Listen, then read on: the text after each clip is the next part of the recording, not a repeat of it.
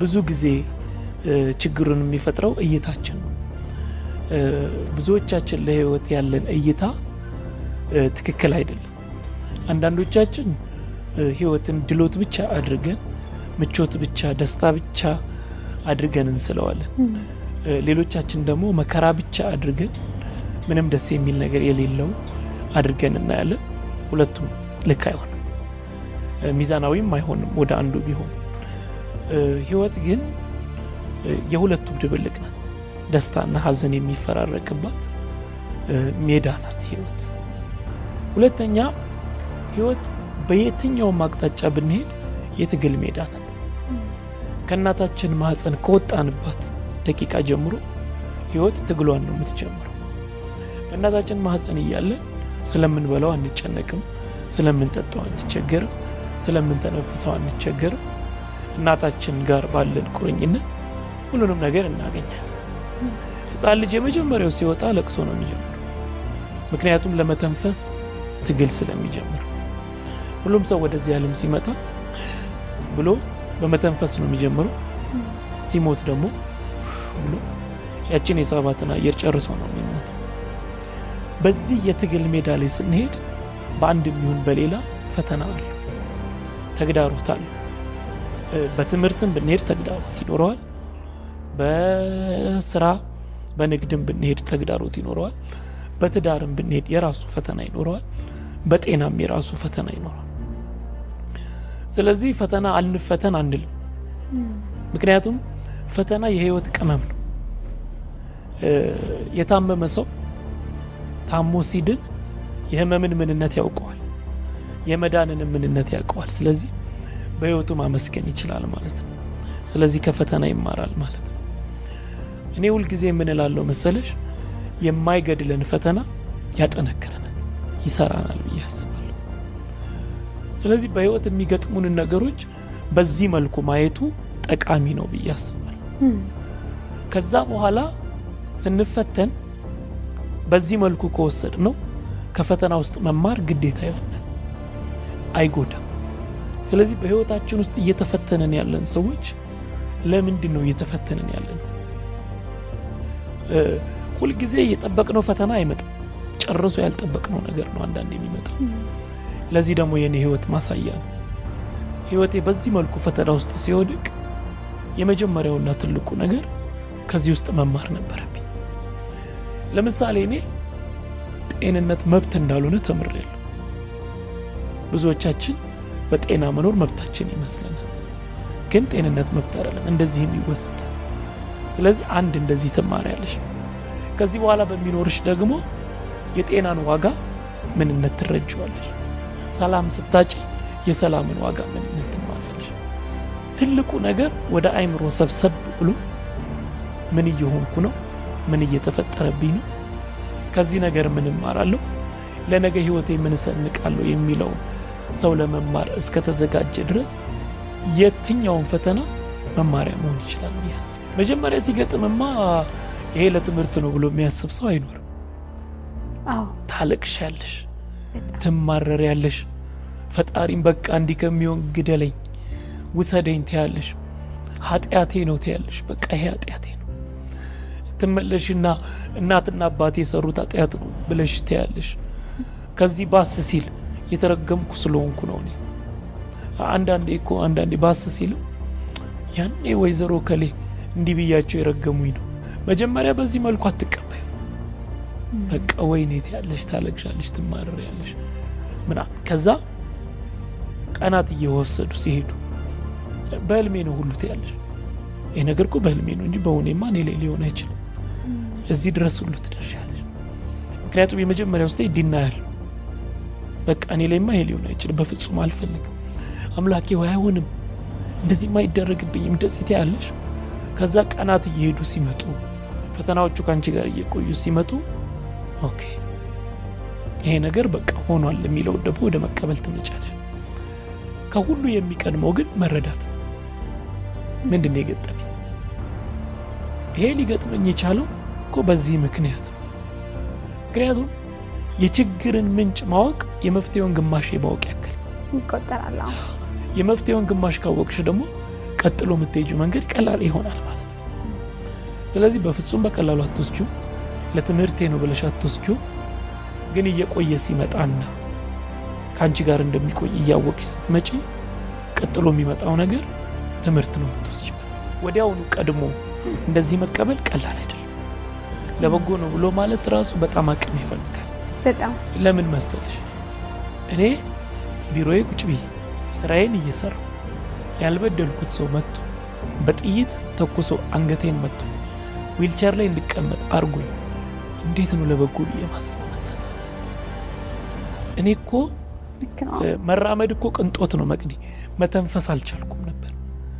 ምራቅ መዋጥ አልቻልኩም ነበር። አንገቴን ማንቀሳቀስ አልቻልኩም ነበር። ከዚህ ውስጥ በጎ ነገር ማውጣት ቀላል አይደለም፣ በጣም ከባድ። እምታልፊበት ስቴፕ አለ። በአንድ የመቀበል አደጋ አለው ብዬ አስባለሁ። በስሜትም ልትቀበዩ ትችላለሽ። ሰዎችም አጠገብሽ መጥተው በሚነግሩሽ ሞራል ተሰምቶሽ ልትቀበዩ ትችላለሽ። የሚጸልዩ የሚያስተምሩ ሰዎች መጥተው ሲያስተምሩሽ ልትቀበዩ ትችላለሽ። ግን የየቀን ፈተናው ደግሞ ቀላል አይደለም። በጣም ያምሻል። መንቀሳቀስ ትፈልጊያለሽ፣ አትችይም። ውሃ ትፈልጊያለሽ፣ ሰው እንዲያቀብልሽ ትጠብቂያለሽ፣ አትችይም። በእያንዳንዱ ነገር ህመሙ ሲመጣ በቀላሉ የተቀበልሽው ነገር ቀላል አይሆንም። ስለዚህ ሂደት ነው ጥሩ። በሂደት የምትቀበዩ ነገር ነው ጥሩ። የአንድ ነገር መጨረሻ የሌላ ነገር መጀመሪያ ነው። ያለ ማብቂያ አይደለም የኛ መፈተን። ግን ትልቁ ነገር ወደ ልብ እስከተመለሽ ድረስ፣ ወደ አይምሮሽ እስከመጣሽ ድረስ፣ ወደ ነፍስሽ እስከመጣሽ ድረስ እሺ አመሰግናለሁ። ወደ አይምሮሽ መምጣትና ማሰብ እስከቻልሽ ድረስ ከዛ በኋላ ነው ስቴፑ የሚጀምረው። በማልቀስ ብዛት ፈተና አይቆም። ቢሆን ኖሮ እኔ አይኔ ደም እስከሚለብስ ድረስ አልቅሽ እሪ ብዬ ይሄ እንዴት ይሆናል? ከዛ ራሴን ያመኝ ህመም አለኝ አይደል? ሌላ ራስ ምታት ይጨመርብኝ፣ ድብርት ይጨመርብኝ፣ የአይን ህመም ይጨመርብኛል። አልቻልኩትም። ብዙ ጊዜ ደግሞ ብዙ ሴቶች ፈተና ሲመጣ መጀመሪያ ለቅሶ በተፈጥሮ ይቀር። ጥሩ ነው ለቅሶ፣ ትንሽ ያስታግሳል፣ ለጊዜው ያስታግሳል፣ በጤናም ይመከራል፣ ጥሩ ነው። ግን ፈተናውን አያንቀሳቅሰው። የምንወስዳቸው መፍትሄዎች ትክክለኛ ካልሆኑ ሌላ ችግሮች ናቸው።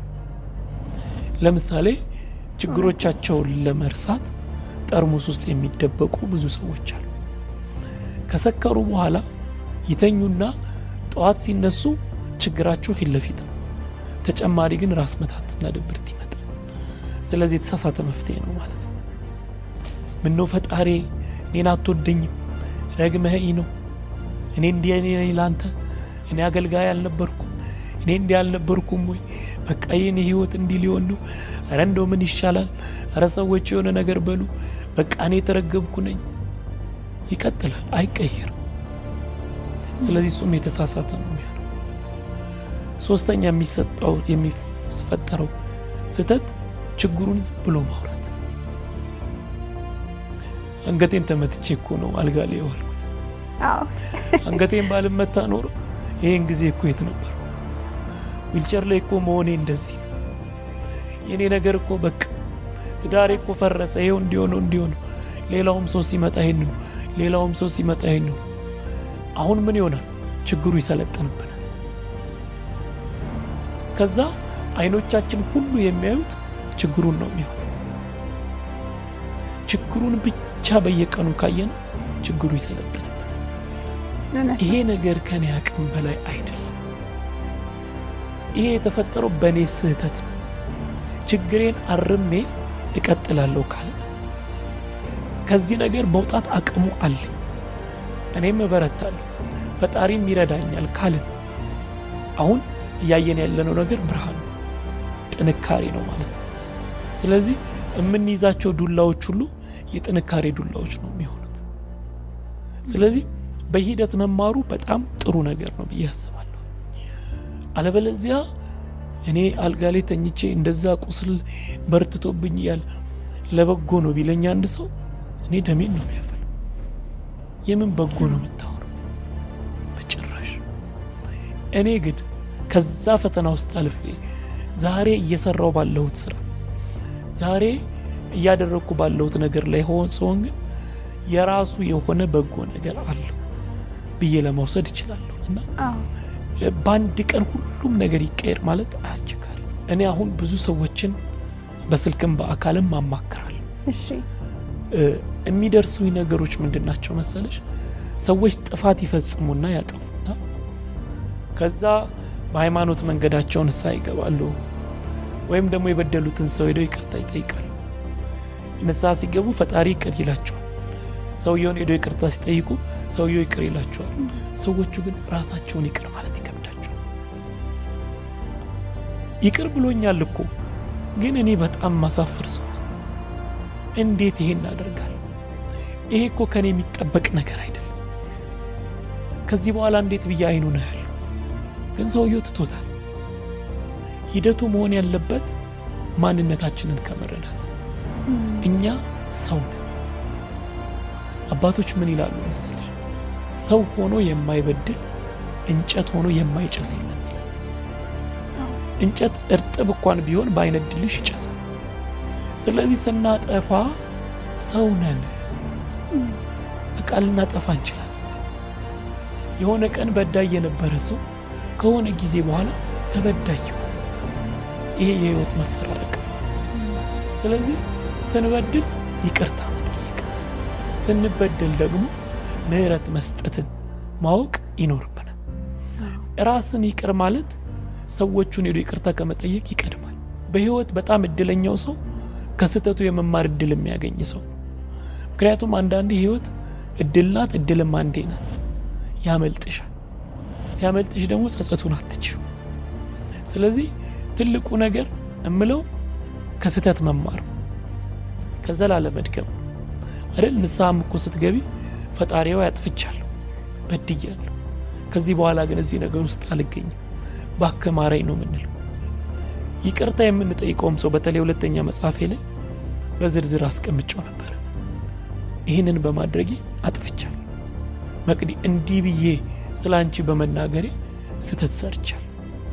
ይሄ የመጀመሪያው ደረጃ። ከዛ በፊት ግን ጥፋትሽን ታምኛለሽ። አሁን እንጃ ለምሳሌ ካጠፋው ይቅርታ እንላለን አይደል? ይሄ ጥፋትሽን ሳታምኝ የምትጠይቀው ይቅርታ። ለራስም እንደዛው ፈተና ይኖራል። ትሳሳቻለሽ። ከተሳሳትሽ በኋላ ስህተትሽን ትረጃለሽ። ስህተቱን ከተረዳ በኋላ የበደለውን አካል ይቅርታ መጠየቅ ይመጣል። ከዛ ለራስ ምህረት ማድረግ ይመጣል። ቀጥሎ በምታደርጊው እርምጃ ግን ያንን ስህተት አትደግም። መማር ይመጣል ማለት መማር ይመጣል። መማር ደግሞ ከመጣ በህይወትሽ አንድ ደረጃ አድገሻል ማለት ነው።